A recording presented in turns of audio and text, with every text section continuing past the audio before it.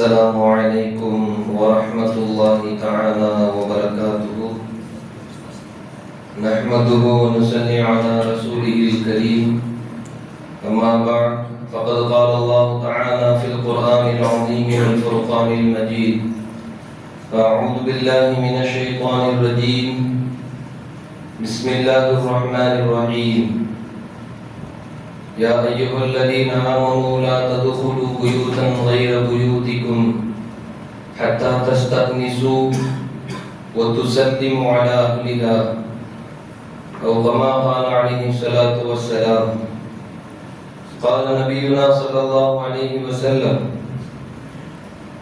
لما قدم النبي صلى الله عليه وسلم المدينة: يا أيها الناس أفشوا السلام وأطعموا الطعام وصلوا الأرحام وصلوا بالليل والناس نيام تدخلوا الجنة بسلام. صدق رسول الله صلى الله عليه وسلم.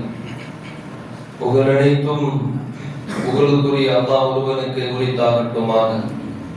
அவனது கருணையை உருவான கண்மணி காத்தமுன் நபியின் ஸல்லல்லாஹு அலைஹி வஸல்லம் அவர்களின் மீதும், அன்னாரின் அடிச்சுவடுகளை அடிப்பிசகாமல் அப்படியே பின்பற்றி வாழ்ந்து காட்டி சென்ற உத்தம சத்திய சஹாபாக்கள், தாபிஈன்கள், தபஅ தாபிஈன்கள், சுஹதாக்கள், நாதாக்கள், நல்லவர்கள், வலிமார்கள், குறிப்பாக அமர்ந்திருக்கக்கூடிய மனிதர்களின் மீதும் அல்லாஹ்வின் கருணை மழை குறைவின்றி நிறைவாக என்றென்றும் என்று நிகழட்டுமாக. ஆமீன். கண்ணியமிக்கவர்களே, அல்லாஹ்வின் நல்லடியார்களே, உலகத்தில் ஒவ்வொரு மனிதர்களும் நினைக்கக்கூடிய ஒரு நினைப்பிற்கு இஸ்லாம் அழகிய முறையில் ஒரு வழிகாட்டுதலை வழங்குகிறது. ஒவ்வொரு மனிதனும் ஒரு பொறுப்பாக வந்த பொழுது, குடும்ப பொறுப்பிற்குள் வந்த பொழுது, ஒவ்வொரு மனிதனும் நினைக்கக்கூடிய ஒரு நினைப்பு, வாழ்க்கையில் வளமாக நாம் வாழ வேண்டும், வாழ்வில் வளத்தோடு நாம் வாழ வேண்டும் என்று நாம் நினைத்துக் கொண்டு ஒவ்வொரு மனிதனுடைய நினைப்பும் இது. நபி ஸல்லல்லாஹு அலைஹி வஸல்லம் அவர்கள் 4 விஷயத்தை கூறினார்கள். எந்த ஒரு மனிதனிடத்தில் 4 விஷயம் இருக்குமோ அந்த மனிதனுடைய வாழ்வு வளம் பெற்று விடும். முதல் நபி ஸல்லல்லாஹு அலைஹி வஸல்லம் மக்காவை விட்டு மதீனாவுக்கு வராங்க. அப்படி வந்தபோது நபி ஸல்லல்லாஹு அலைஹி வஸல்லம் ஒரு உரை நிகழ்த்துகிறார்கள். மதீனாவில் நபி ஸல்லல்லாஹு அலைஹி வஸல்லம் வரதுக்கு முன்னாடி இஸ்லாம் உள்ள வந்துருச்சு. சஹாபா மக்கள் நபி ஸல்லல்லாஹு அலைஹி வஸல்லம் மக்கா நகரத்தில் இருந்து இறைப்பணியை துவங்கிய பொழுது மதீனாவில் இருந்து வந்த சஹாபாக்கள் இஸ்லாத்தை ஏற்று இஸ்லாத்தை பரப்பி விட்டார்கள், இஸ்லாத்தை வளரச் செய்து விட்டார்கள். நபி ஸல்லல்லாஹு அலைஹி வஸல்லம் மதீனாவுக்குள் நுழையும் போது இஸ்லாமிய ஒரு பெருமண்ட கூட்டமே அவர்களை வரவேற்க தயாராக இருந்தது. நபி ஸல்லல்லாஹு அலைஹி வஸல்லம் போய் ஒரே ஒரு உரை நிகழ்த்தினார்கள். 4 செய்தி உள்ளடக்கிய ஒரு அற்புதமான உரை. நபி ஸல்லல்லாஹு அலைஹி வஸல்லம் சொன்னாங்கன்னா, அஃஷு ஸலாம, உங்களுக்கு மத்தியிலே சலாத்தை பரத்துங்கள். நபி ஸல்லல்லாஹு அலைஹி வஸல்லம் சொன்ன வார்த்தை, உங்களுக்கு மத்தியிலே சலாத்தை பரத்திக் கொள்ளுங்கள். வஅத்இமு தஆம, ஏழை எளிய மக்களுக்கு, வறியவர்களுக்கு நீங்கள் உணவளியுங்கள் என்று நபி ஸல்லல்லாஹு அலைஹி வஸல்லம் சொன்னாங்க. வஸிலுல் அர்ஹாம, உறவுகளோடு, குடும்ப உறவுகளோடு நீங்கள் சேர்ந்து வாழுங்கள், அவர்களை அரவணைத்து வாழுங்கள் என்று கூறினார்கள். வஸல்லு பில்லைலி வன்னாசு நியாம், மக்கள் எல்லாம் படுத்துறங்குகின்ற பொழுது நீங்கள் எழுந்து தொழுங்கள் சொல்லிட்டு இந்த 4 செய்திக்கு உண்டான நத்தீஜாவாக, 4 செய்திக்கு உண்டான கடைசி பிரதிபலனை சொல்லுகிறார்கள் நபி ஸல்லல்லாஹு அலைஹி வஸல்லம். ததுகுலுல் ஜன்னத பிஸலாமின், நீங்கள் இவ்வாறு செய்துவிட்டால் சொர்க்கத்தில் நீங்கள் சலாமத்தோடு நுழைவீர்கள் என்று சொன்னார்கள். சொர்க்கம் நுழைகிறதே பெரிய பாக்கியம், அதிலும் கூட சலாமத்தோடு நீங்கள் நுழைவீர்கள் என்று நபி ஸல்லல்லாஹு அலைஹி வஸல்லம் சொன்னாங்க. அவர்கள் சொன்ன முதல் வார்த்தையே நீங்கள் சலாத்தை பரத்துங்கள், சலாம் சொல்லக்கூடியது நீங்கள் பரப்புங்கள் என்று சொன்னார்கள். நபி ஸல்லல்லாஹு அலைஹி வஸல்லம் அவர்கள் மனித நாகரீகம் துவங்கியதிலிருந்தே காலத்திற்கு ஏற்ப வார்த்தைகளையும் வார்த்தைகளை மாற்றி மாற்றி சொல்லிக் கொண்டே வருவார்கள். மக்களுக்கு மத்தியில ஒரு வார்த்தை சொல்லணும், மக்களுக்கு மத்தியில ஒரு தொடர்பு ஏற்படுத்த வேண்டும் என்பதற்காக வேண்டி மக்கள் சந்திக்கின்ற பொழுது அவர்கள் சந்தித்து பேசி உரையாடி கொள்ளக்கூடிய முதல் வார்த்தையாக ஏதாவது ஒரு வார்த்தை சொல்லி துவங்குவார்கள். காலையில எழுந்த உடனே அந்த வார்த்தை காலத்திற்கு ஏற்ப இருக்கும். காலை நேரமாக இருந்தால் ஒரு வார்த்தை, மாலை நேரமாக இருந்தால் ஒரு வார்த்தை, இரவு நேரமாக இருந்தால் ஒரு வார்த்தை.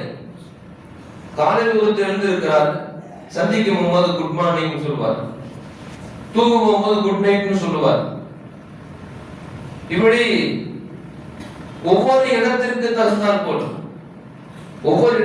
தகுந்தால் போல் ஒரு மகிழ்ச்சிகரமான ஒரு விழாக்கள், ஒரு சந்தோஷமான நிகழ்ச்சிகள் நடந்து கொண்டிருக்கின்ற பொழுது அந்த இடத்துல போய் வாழ்த்து தெரிவிக்கணும்னு சொன்னா வாழ்க வளமுடன் எல்லாம் சொல்லுவாங்க. இது மனிதர்களுடைய பழக்க வழக்கத்தில் உள்ளது. ஒருத்தர் காலையில போய் குட் நைட்னு சொன்னா 2 அடி தள்ளி நின்று தான் அவரை பார்ப்பார். நைட் நேரத்துல குட் மார்னிங் சார்ங்கிறார், அவர் பக்கம் சமகாசமே வச்சுக்க மாட்டார். மௌத்தூட்ல போய் வாழ்க வளமுடன் சொன்னா அடுத்த மூத்து இவரை தான் இருப்பார். இப்படி காலத்திற்கு ஏற்ப வார்த்தைகளும் அந்த கால சூழ்நிலைகளுக்கு ஏற்ப வார்த்தைகளும் மாறுபடும். ஆனால் நபி ஸல்லல்லாஹு அலைஹி வஸல்லம் அவர்கள் கொண்டு வந்த இந்த அற்புத மார்க்கத்தில் எல்லா கட்டத்திலும் எல்லா நேரத்திலும் ஒரே வார்த்தை தான்.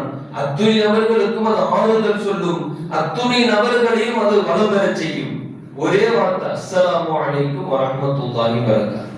மௌத்து வீட்லயும் சொல்லலாம், சந்தோஷமான நிகழ்ச்சி திருமண வீடாக இருந்தாலும் சொல்லலாம், அல்லது புதுதாக ஒரு மனிதர் சந்திக்கிறார் அப்பொழுதும் சந்திக்கும் தருணத்திலும் இந்த வார்த்தையை சொல்லலாம். காலை துவங்கும் பொழுதும் அதே சலாம், இரவு உறங்கும் போதும் அதே சலாம், எந்த நேரத்திலும் ஒரே சலாம் தான். அந்த வார்த்தை அந்த சலாம் அந்த மனிதன் ஈருலகத்திலும் வளம் பெறச் செய்யும் என்று சொன்னார்கள் நபி ஸல்லல்லாஹு அலைஹி வஸல்லம். நபி ஸல்லல்லாஹு அலைஹி வஸல்லம் இன்னொரு ஹதீஸில் இப்படி சொல்வாங்க, உனக்கு குடும்பத்தில் பரக்கத்து வேண்டுமா? நபி ஸல்லல்லாஹு அலைஹி வஸல்லம் அவர்களுடைய பாசறையில் பாடம் பெற்ற சஹாபாக்களில் முதல் சஹாபி நபி ஸல்லல்லாஹு அலைஹி வஸல்லம் அருகாமையில் இருந்து நிறைய சஹாபாக்கள் பாடம் பெற்றிருக்காங்க. அருகாமையில் கூட எந்த நேரமும் கூட இருப்பாங்க. அதுல அனஸ் ரலியல்லாஹு ஒருவர். அனஸ் ரலியல்லாஹு சின்ன பிள்ளையா இருக்கும் போதே அவர்கள் அனஸ் ரலியல்லாஹு அவர்களை அன்பளிப்பு செய்யப்பட்டார்கள் நபி ஸல்லல்லாஹு அலைஹி வஸல்லம். அப்ப அவங்க ஒரு வயசு வர வரைக்கும் நபி ஸல்லல்லாஹு அலைஹி வஸல்லத்துக்கு பணிவிடை செய்யக்கூடிய பாக்கியம் பெற்றவர்கள் அனஸ் ரலியல்லாஹு. ஒரு தடவை கூப்பிட்டாங்க நபி ஸல்லல்லாஹு அலைஹி வஸல்லம். கூப்பிட்டு யா புனை, என் மகனே அப்படின்னு சொன்னாங்க. எவ்வளவு பெரிய நசீப் அனஸ் ரலியல்லாஹு. என் மகனே, இதா தஸல்தல் பைத, நீ உன் வீட்டிற்கு நுழைந்தால், உன் வீட்டிற்குள் நீ போனால், ஃபஸல்லிம், நீ சலாம் சொல்லு. ஃபஸல்லிம், நீ சலாம் சொல்லு.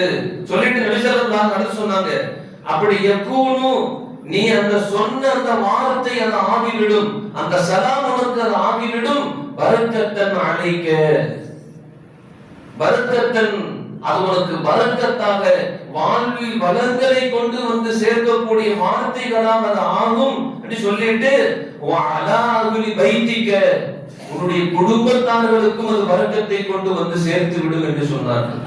ஒரே ஒரு சலாம் வாழ்வில் குடும்பத்தார்கள் அத்துணை நபர்களும் வளமோடு வாழக்கூடிய அந்த வார்த்தையை இல்லை வாழ்க்கையை நபி ஸல்லல்லாஹு அலைஹி வஸல்லம் கற்றுத் தருகிறார். ஒரே ஒரு வார்த்தை, வீட்டுக்குள் நுழையும் போது அஸ்ஸலாமு அலைக்கும் வரஹ்மத்துல்லாஹி வபரகாத்துஹு. வெறும் சலாம் மட்டும் வேணும்னா அஸ்ஸலாமு அலைக்கும், பரக்கத்து ரஹ்மத்து வேணும்னா முழுசா சொல்லிட வேண்டியது. ஏன்னு சொன்னா ஒவ்வொரு மனிதனுடைய வாயிலிருந்து வரக்கூடிய வார்த்தையை அல்லாஹ் கிராமன் காத்திபீன், எழுதக்கூடிய சங்கையான 2 வழக்குகளை வைத்து அல்லாஹ் வார்த்தைகளை பதிவு செய்கிறான். கண்ணியமிக்கவர்களே, கிராமன் காத்திபீன் அப்படிங்கிறது சூரத்துல் இன்ஃபிதார்ல வரக்கூடிய ஒரு ஆயத், 30வது சூரா ஒரு சூறால வருது. அந்த வார்த்தையை சொல்றான், அந்த வார்த்தையினுடைய வெயிட்ட கூட நம்மளால விளங்க முடியுது. ஒரு சாதாரண மனிதர், குறிப்பா ஒவ்வொரு தனி மனிதனுடைய மனதை பார்த்து நான் யோகினா என்று கேட்டால் கேள்விக்குறியாகத்தான் இருக்கும். பொதுவான வாழ்க்கையில் எல்லாருமே நல்ல மனிதர்கள் தான், யாருமே தீய மனிதர்கள் என்று சொல்லக்கூடிய அளவிற்கு யாருக்கிட்ட அந்த அடையாளங்கள் இல்லை.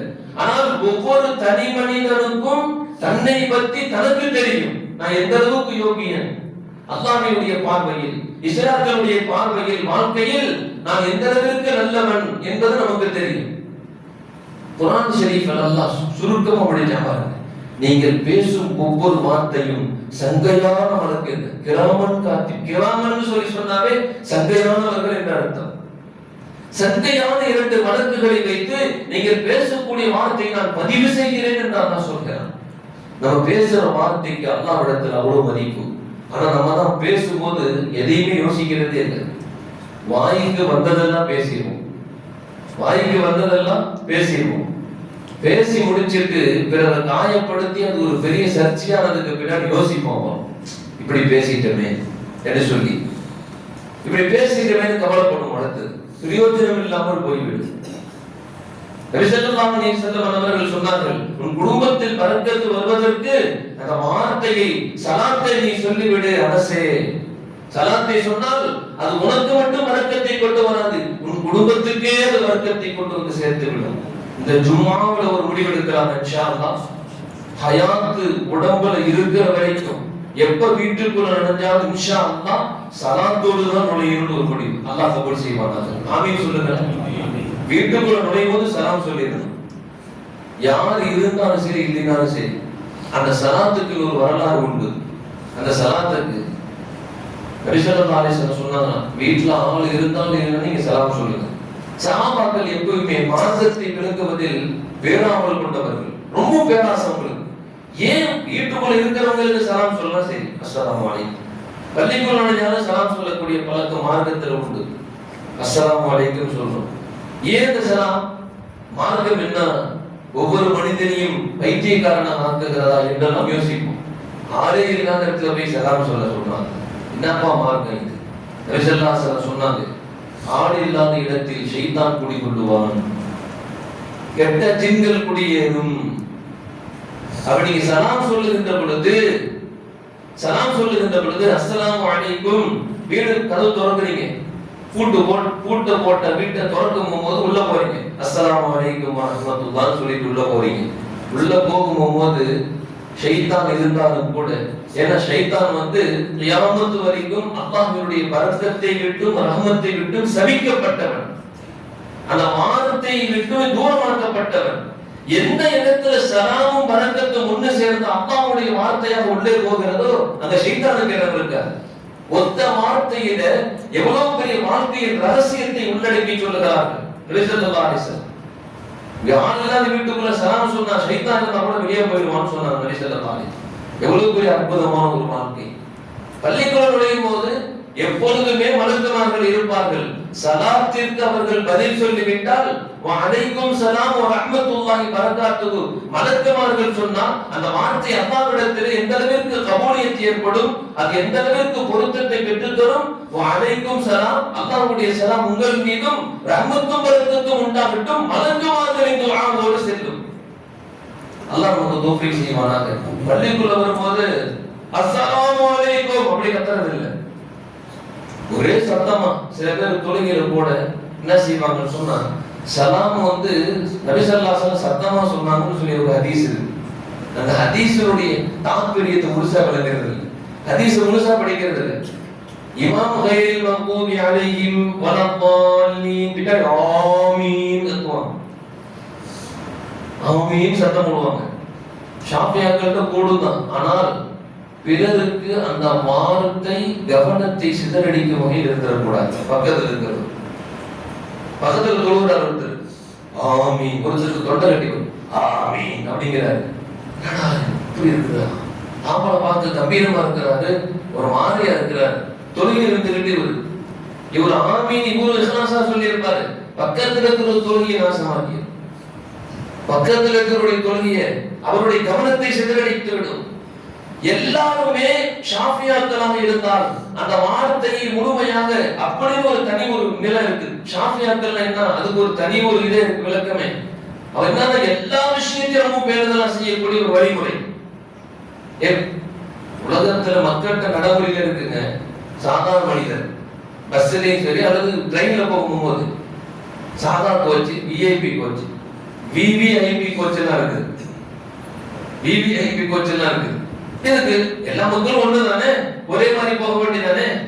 இல்ல, மனிதர்களுடைய தத்துவாவின் தரம் பிரித்து அந்த வாழ்க்கையை கற்றுத் தருகிறார்.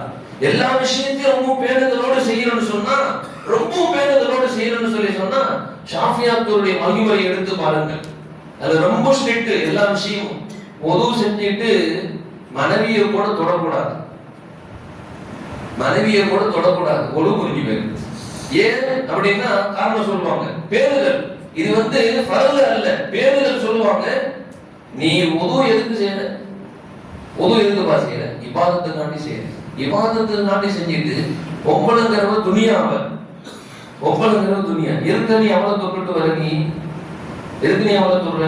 ஓடி வராத, ஒரு செஞ்சு வேகமா வரக்கூடாது, உதவு முடிஞ்சு போயிடும். வெடி சிரிப்பு சிரிக்க கூடாது, ஒரு செஞ்சுட்டார் ஒருத்தர் வெடி சிரிப்பு சிரிக்கல, அப்படி சத்தம் வந்துருச்சு சிரிக்கும் போது, அவ்வளவுதான் போய் உதவு செஞ்சிருக்காரு. சட்டம் ரொம்ப பேணுதல். ஒவ்வொரு வார்த்தையும் அவர்கள் அச்சு பேசாமல் பேணுதலோடு நபி ஸல்லல்லாஹு அலைஹி வஸல்லம், அதுவும் அந்த வாழ்க்கை நபி ஸல்லல்லாஹு அலைஹி வஸல்லம் சொல்லி கொடுத்ததுதான். எல்லா விஷயத்தையும் நீ ரொம்ப இஹ்லாஸோட செய்யணும். அந்த வாழ்க்கை நார்மலா பொதுவா நபி ஸல்லல்லாஹு அலைஹி வஸல்லம் எல்லா மக்களும் இலகுவாக இபாதத் செய்யணும். எல்லா மக்களுமே அப்படி செய்ய முடியாது. சில மக்கள் இருப்பார்கள் எப்பொழுதுமே மன அழுத்தம் கொண்டவர்கள், எப்பொழுதுமே வேலை பளுவை தலைக்கு மேல் சுமப்பவர்கள், எப்பொழுதுமே உடல் உபாதை உடையவர்கள் இருக்கிறாங்க. உடல் உபாதை உடையவர்களா இருப்பாங்க பாரு. ஒது நீக்காத மனிதர்கள், ஒது நீக்காத மனிதர்கள், அல்லது ஏதாவது ஒரு நிலைக்கு போனா ஒது பிரிஞ்சிடும், உடல்ல ஏதாவது சிரமங்கள் ஏற்பட்டு சொன்னா அந்த மனிதர்கள்லாம் ஷாஃபியாக்குள்ள அந்த சட்டத்தை பின்பற்ற முடியாது. ஷாஃபியாக்களோட சட்டத்தை பின்பற்றவே முடியாது. அந்த மனிதர்களுக்கு என்ன செய்ய முடியும்? அந்த மனிதர்களுக்கு என்ன செய்ய முடியும்? கண்ணியமிக்கவர்களே, இப்படி எல்லாம் நிறைய ஒழுங்குமுறைகள், சட்ட நெறிகள் இருக்கு. அப்படி ஆமீன் சொல்றதுல தெரியாம எல்லாம் ஒரே சவுண்டு, அவர் மட்டும் கத்துவார். பக்கத்துல என்னடா இவன் மட்டும் சலாம் சொல்றான், அவர் கவனம் செதறிச்சுன்னு வைங்க, இவருடைய தொழுகை பார்த்திடாது. இவருடைய தொழுகை கவனம் செதறுவதற்கு இவர் மாற்றி இஸ்லாத்துக்கு புறம்பான செய்யல, இஸ்லாத்தை ஒட்டுக்கு மாற்றமான காரியம் செய்யல. மார்க்கத்துல சொல்லப்பட்டதுதான், ஹதீஸ்ல சொல்லப்பட்டதுதான், இடையவர்கள் தெரிஞ்சு சொல்லணும். எல்லாருமே அந்த சட்டத்தை பின்பற்றக்கூடிய மக்களாக இருந்தால் தாராளமா சொல்லலாம். எல்லா இடத்திலும் சட்டத்தை பின்பற்றக்கூடியவர்கள் இல்ல. கடலோர பகுதிகளில் ஷாஃபியாக்கள் இருக்கக்கூடிய பகுதிகள் அப்பொழுதுதான் ஒண்ணு தெரிஞ்சுக்காரு. சரி, நிறைய இடங்கள்ல ஹனஃபியாக்கள் இருப்பாங்க. அந்த இடத்துல போய் சத்தமா சொல்றது ஆமீன் அப்படி சொல்றது, பிறருடைய தொழுகையாளிகளின் கவனத்தை திருப்பி விட்டால் அந்த ஆமீன் உனக்கு பிரயோஜனத்தை தராது. இன்னொன்னு, சத்தம் தனக்கு கேட்கிற அளவுக்கு தான் சொல்லணும். சலாம் கூட அப்படிதான். உள்ள ஹஸரத் ஜும்மா பயான் பண்ணிட்டா, கல்யாண சுக்கல் வரும்போது சலாம் சொல்லிட்டா மலக்குமார்கள் பதில் சொல்லுவாங்க, உடனே கபூலியத் ஏற்பட்டுரும். உள்ள வரும்போதே நாலு மக்கள் தொழுதுட்டு இருப்பாங்க, அஸ்ஸலாமு அலைக்கும் வ ரஹ்மத்துல்லாஹி வ பரகாத்துஹு யா முஅல்லிமல் மலக், அடிக்கிறார் சலாத்தை. அப்படி சலாம் சொல்லக்கூடாது. சத்தம் இல்லாமல் குருவே எல்லா மலக்குமார்களுக்கும் காது கேட்கும். நம்மள மாதிரியே மலக்குமார்கள் நினைக்க கூடாது. நம்ம மலக்குமார்கள் நம்மள மாதிரி தான் இருப்பாங்க. அல்லாஹ் சில மலக்குகள் அப்படி வச்சிருந்தான். அல்லாஹ் சில மலக்குகளை மனித தோற்றத்தில் மாறும் ஆற்றலை கொடுத்து ஒரு பெருங்கொண்ட படையை அல்லாஹ் வச்சிருந்தான். எதுக்கு தெரியுங்களா? பத்ரில் அல்லாஹ் மலக்குகள் வைத்து உதவி செய்தான். பத்ர் களத்தில், உஹது போர்க்களத்தில் அல்லாஹ் மலக்குகள் இறக்கினான். மனித தோற்றம் மாறும் ஆற்றலை தந்திருந்தான். அப்படி சில மலக்குகள் வச்சிருக்கான் அல்லாஹ். அப்படி சில மலக்குகள் எல்லாம் படைச்சு வச்சிருக்கான். மலக்குமார்களின் படைப்பு ரொம்பவும் அஜாயிபானது. அஜானிபல் மஹ்லூகாத் அப்படின்னு ஒரு கிதாபே இருக்கு. படைப்பின் ஆச்சரியங்கள், அல்லாஹ்வின் படைப்பின் ஆச்சரியங்கள் ஒரு கிதாபே இருக்குது. அந்த கிதாபை எடுத்து படிச்சு பார்த்தோம்னா வைங்கள, நம்ம விளங்குறதுக்கு இன்னொரு மூளை வேணும். நம்ம விளங்குறது சாதாரண மனிதர்களுக்கு இன்னொரு மூளை வேணும். அது எப்படிங்க சாத்தியங்கிற அளவுக்கு இருக்கும். அல்லாஹ் ஜல்ல ஷானஹு தஆலா அது எல்லாத்தையும் நம்பினாதான் ஒரு முஃமின். அல்லாஹ் நமக்கு விளங்கி நடக்க தௌஃபீக் செய்வானாக. அப்படி பள்ளிக்குள்ள காலையா இருக்கக்கூடிய மஸ்ஜிதுக்குள்ளேயும் சலாம் சொல்வது பாக்கியசாலியாக அது மாற்றும், வாழ்க்கையில் வளத்தை கொண்டு வந்து சேர்க்கும் என்று சொன்னார்கள் நபி ஸல்லல்லாஹு அலைஹி வஸல்லம். அதனால இப்படி ஒரு நல்ல பழக்கம், பள்ளிக்குள்ள நுழைய போறோம், யாருமே இல்லை, சலாம கொஞ்சம் சத்தமா சொல்லணும். எல்லாம் இருக்கிறாங்க, சத்தம் இல்லாம அஸ்ஸலாமு அலைக்கும் அப்படின்னு சொல்லிட்டு கூட உள்ள வரலாம். ஏன்னா நம்ம எழுத பேசும் வார்த்தையை வழக்குமார்கள் பதிவு செய்கிறார்கள். யாருக்கு இவர் சலாம் சொல்லுகிறார், யாருக்கு எத்தி வைக்க வேண்டும், அதை கொண்டு போய் சேர்ப்பது அல்லாஹ்வின் வேலை. அல்லாஹ்வின் வேலை அது. கபராளிகளுக்கு போனா, கபர் கடந்து போனா சலாம் சொல்லுங்க ஹதீஸ் இருக்கு. அஸ்ஸலாமு அலைக்கும் யா அஹ்லல் குபூர். நம்ம மஸ்ஜித்ல போர்டே இருக்கும், யா அஹ்லல் குபூர் மஸ்ஜித் போங்க, யஃபிருல்லாஹு லனா வ லக்கும் வ அன்தும் ஸலஃப்னா வ நஹ்னு பில் அஸர். துஆ ஓதி போறோம். மையத்தை அடக்கப்பட்டதுக்கு பின்னாடி சலாம் சொல்றாங்களே, அவங்களுக்கு கேட்குமா யோசனை பண்ணணும். அவங்களுக்கு கேட்குமா நம்ம யோசனை பண்ணணும். சலாம் சொல்லிட்டா பதில் சொல்றது வாஜிபு. அவங்க எப்படி திருப்பி பதில் சலாம் சொல்லுவாங்க? மூத்தா போயிட்டா ரூஹ் எங்க போகும்? அதெல்லாம் நம்ம மக்கள் யோசனை பண்றதே இல்லை. கபரை கடந்து போனா சலாம் சொல்லுங்கள், ஹதீஸ் தெளிவா இருக்குது. மூத்தா போனவனுக்கு மார்க்க சலாம் சொல்லுது, நம்ம என்ன செய்யறது இல்லை, யோசனை பண்றது. அதெல்லாம் அப்படி இப்படி இவருடைய அறிவு கொண்டு போய் வச்சு மார்க்க ஒரு விஷயத்த சொன்னா நபி ஸல்லல்லாஹு அலைஹி வஸல்லம் சொன்னாங்க, ஏத்து நடந்துக்கு, அதுல உனக்கு ஏத்து நடக்க முடியாது, அந்த விஷயத்தை விட்டு கர்க்கம் பண்ணாத அப்படின்னு சொல்லுது மார்க்கம். கண்ணியமிக்கவர்களே, மார்க்கத்தை நம்ம நிறைய விளக்க வேண்டி இருக்கு. அல்லாஹ் நமக்கு தௌஃபீக் செய்வானாக. அப்படி நபி ஸல்லல்லாஹு அலைஹி வஸல்லம் சொன்னாங்க, சலாம்ங்கிறது வந்த வரலாறே பெருசு. சலாம் எப்படி வந்துச்சுன்னு ஒரு வரலாறே இருக்குதுங்க.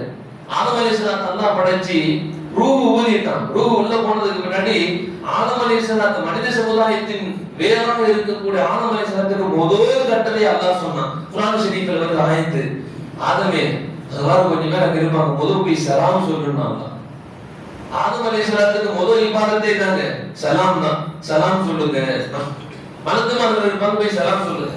அவர்கள் பதில் வார்த்தை சொல்லுவார்கள், அல்லாஹ் அதையும் சொல்றான். அவர்கள் பதில் வார்த்தை சொல்லுவார்கள்.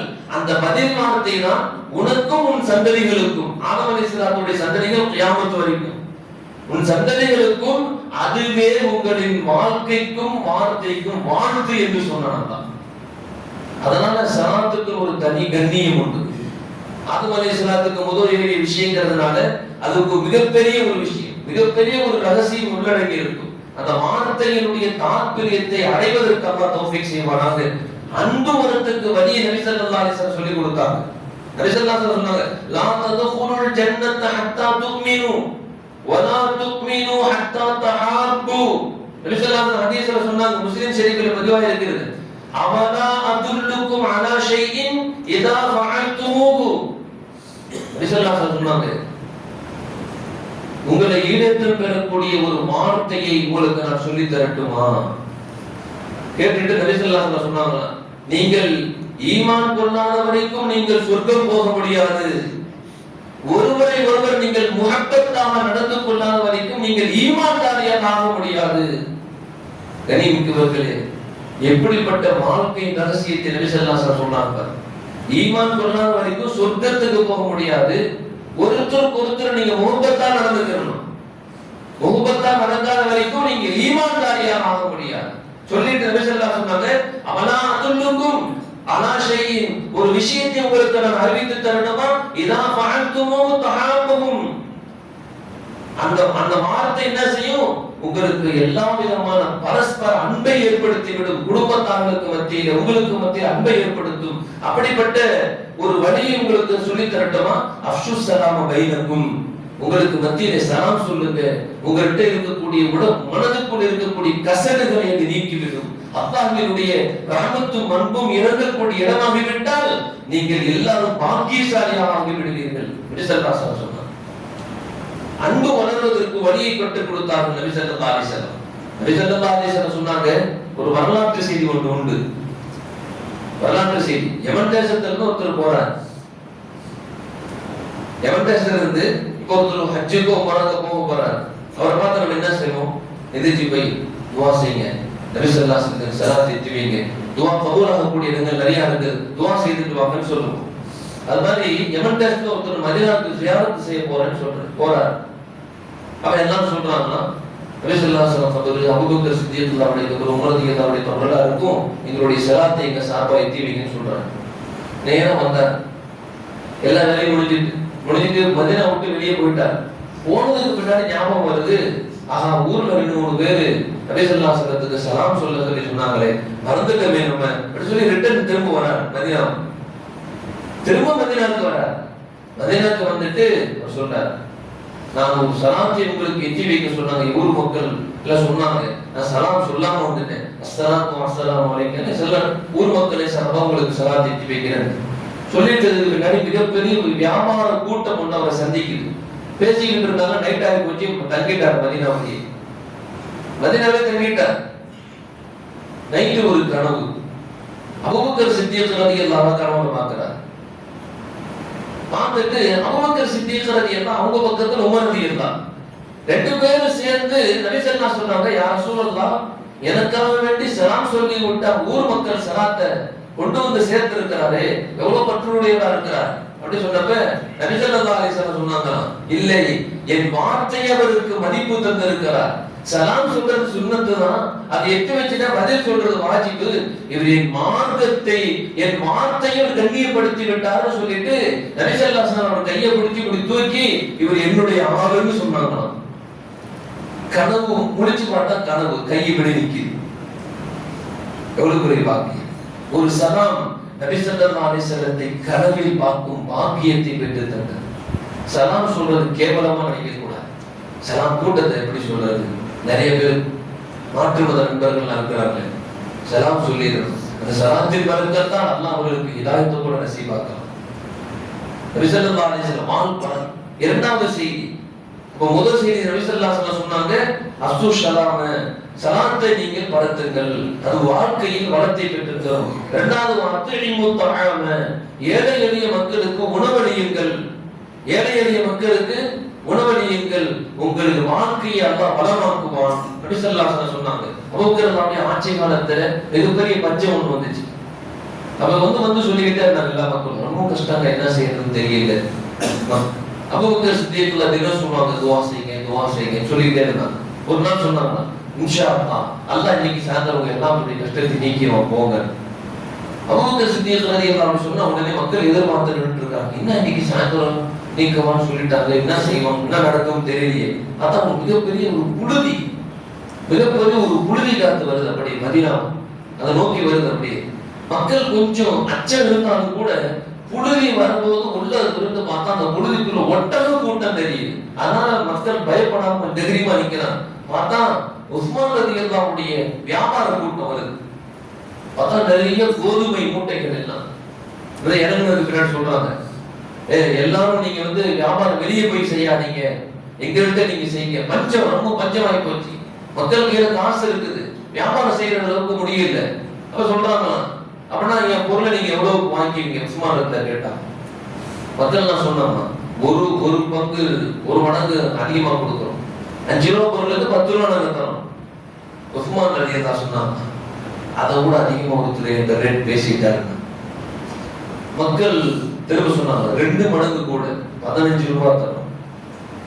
திரும்ப சொன்னாங்களா, இல்ல அதை கூட ரேட் ஒருத்தர் கூட பேசிட்டாரு உஸ்மான் ரலியல்லாஹு. மூணாவது திருப்பியும் அடுத்து 3 மடங்கு தரும், 3 மடங்கு தரும், 20 ரூபா, 5 ரூபா பொருள் 20 ரூபா, 3 மடங்கு நன்மை, 3 மடங்கு உங்களுக்கு லாபம் வச்சு தரும். திரும்பவும் சொன்னாங்கன்னா அதை கூட ஒருத்தர் பேசிட்டாரு. 4ஆவதா சொன்னார் ஒருத்தர், 4 மடங்கு தரப்பா, 25 ரூபா, 5 ரூபா பொருள் 25 ரூபா, 4 மடங்கு கூட லாபம். அதை கூட கூட்டத்தில் ஒருத்தர் வயசானவர், நிறுத்துப்பா உஸ்மான் இல்ல நிறுத்துப்பா, யாரு இங்க உங்ககிட்ட ரேட்டு பேசினா, நாங்க 1 மடங்கு போட்டோம், நீ அதை கூட பேசிட்டாருங்கிற, 2 மடங்கு கூட்டினா அதை கூட அதிகமா பேசிட்டாருங்கிற, 3 மடங்கு கூட்டினா அதையும் கூட பேசிட்டாருங்கிற, யாருப்பா உங்ககிட்ட பேசுறது நீ சொல்லு, இங்க யாரு இருக்கிறா, எங்களை தவிர யாருமே இல்லையே அப்படின்னு சொல்லி ஒரு வயசான ஒரு சஹாபி கேட்டு உஸ்மான் ரலியல்லாஹு சொன்னாங்க, இல்லை நீங்க என்ன செய்வீங்க, 1 2 3 4 5 தான் சொல்றீங்க, என் ரப்பு சொன்னா 1க்கு நான் 10 மடங்குன்னு சொல்லிட்டேன். 1 மடங்கு நீ செஞ்சா நீ 1 ரூபா கொடுத்தா 10 மடங்கு அதை கூட நான் உனக்கு கூட தரேன்னு சொல்லிட்டான். நீங்க யாரும் காசு தர வேண்டாம், எல்லாம் நீங்களே எடுத்துங்க, அல்லாஹ் எங்க ஏற்கனவே ரேட்டு பேசிட்டு பேசிட்டான்பா. 1 மடங்கு கொடுத்தா 10 மடங்கு. ஒட்டக கூட்டத்தில் இருக்கும் அத்துணை வியாபார பொருட்களும் அப்படியே அன்பளிப்பு செய்து விட்டார்கள். எல்லா மக்களுக்கும் கஷ்டம், ஏழை ஆகிவிட்டார்கள், எல்லா மக்களுக்கும் நெருக்கடி, அப்படியே அன்பளிப்பு செய்தார்கள். உஸ்மான் ரலியல்லாஹு நைட்டு நபி ஸல்லல்லாஹு அலைஹி வஸல்லம் கனவுல பார்க்கறாங்க. அபூபக்கர் சித்திக் ரலியல்லாஹு கனவுல பார்க்கறாங்க. கனவுல பார்த்துட்டு சொன்னாங்க, நபி ஸல்லல்லாஹு அலைஹி வஸல்லம் வெள்ளையும் கருப்பும் கலந்த ஒரு குதிரையில் வேகமாக சவாரி செய்கிறார். நபி ஸல்லல்லாஹு அலைஹி வஸல்லம் அப்படி ஒரு கனவு. அபூபக்கர் சித்திக் கேட்டாங்க, யா ரசூலல்லாஹ், நம்மளுடைய உஸ்மான் நம்மளுடைய சமுதாயத்திற்கு இவ்வளவு பெரிய நன்மை பெற்று தந்து விட்டார். நபி ஸல்லல்லாஹு அலைஹி வஸல்லம் சொன்னாங்க, அபூபக்கர் சித்திக் ரலியல்லாஹு கனவுல இல்ல, அல்லாஹ் உஸ்மானுக்கு சொர்க்க கண்ணனைகளிலேயே உயர்ந்த ஒரு பெண்ணை அல்லாஹ் அவருக்கு திருமணம் செய்து விட்டார். அந்த விருந்துக்கு நான் போய் கொண்டிருக்கிறேன்னு சொன்னாங்க. கனவு கலங்கிருச்சு.